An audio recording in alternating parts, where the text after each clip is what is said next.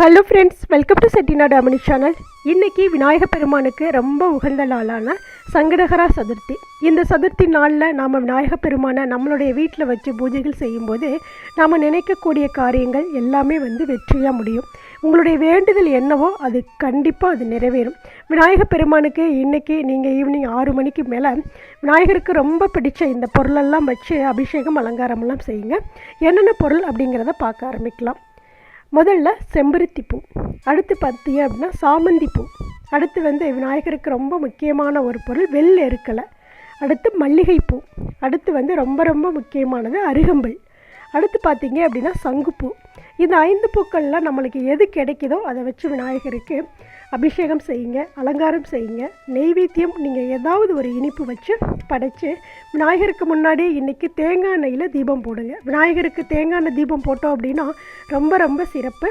அதோட இந்த மந்திரத்தையும் சொல்லுங்கள். முன்னவனாய் யானை முகத்தவனாய் முக்தி நலம் தருபவனாய் விக்னங்களையும் தடைகளையும் விளக்குபவனாய் மிக மிக எளிதில் அருள் பொழிபவனாய் விளங்கும் விக்னேஸ்வரா போற்றி போற்றி. இந்த மந்திரத்தை நான் ஒவ்வொரு நாளும் ஒவ்வொரு நிமிஷமும் நான் சொல்லிக்கிட்டே இருப்பேன். நம்ம என்ன நினைக்கிறோமோ அது கூடிய சீக்கிரமே நம்ம வாழ்க்கையில் நிறைவேறி நம்மளுடைய வாழ்வாதாரம் எல்லாமே முன்னேற்றம் அடையும். விநாயகர் பெருமானை பிடிக்காதவங்களே இருக்க முடியாது. ரொம்ப எளிமையான ஒரு தெய்வம் விநாயகர். முன்முதல் கடவுள், அதாவது கடவுள்களுக்கெல்லாம் முதன்மை கடவுள் விநாயகர் பெருமான் தான்.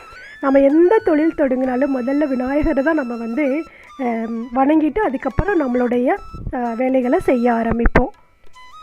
நாம் நினைக்கக்கூடிய காரியங்கள் எல்லாமே தடைகள் இன்றி வெற்றியாக முடிகிறதுக்கு விநாயகர் பெருமானை வணங்குவது ரொம்ப சிறப்பு. அதுவும் இந்த தை மாதம் சங்கடஹர சதுர்த்தியில் இன்று மாலை 6 மணிக்கு மேலே நம்ம வீட்டில் இருக்கக்கூடிய விநாயகர் பெருமானுடைய சிலையோ ஃபோட்டோவோ இருந்தது அப்படின்னா அவங்களுக்கு நான் செய்த இந்த மலர்கள்லாம் சூடி அவங்களுக்கு அலங்காரம் பண்ணி விநாயகருக்கு முன்னாடி தேங்காய் எண்ணெய் தீபம் போட்டு வழிபாடு செய்யுங்க. வெற்றிகளை அள்ளி கொடுக்கக்கூடிய விநாயகர் பெருமான இந்த சங்கடஹர சதுர்த்தி நாளில் எல்லாருமே வேண்டி பூஜைகள் செய்யுங்க. உங்களுடைய வேண்டுதல் எல்லாமே இந்த விநாயகர் பெருமான் கண்டிப்பாக நிறைவேற்றி கொடுப்பாங்க. இந்த தகவல் உங்களுக்கு பிடிச்சிருந்ததுன்னா செட்டிநாடு அமினி சேனலை சப்ஸ்கிரைப் பண்ணிக்கோங்க. வீடியோ பார்க்குற எல்லோரும் கண்டிப்பாக ஒரு லைக் கொடுத்துட்டு வீடியோவை ஷேர் பண்ணிவிடுங்க. தேங்க்ஸ் ஃபார் வாட்சிங். நன்றி, வணக்கம்.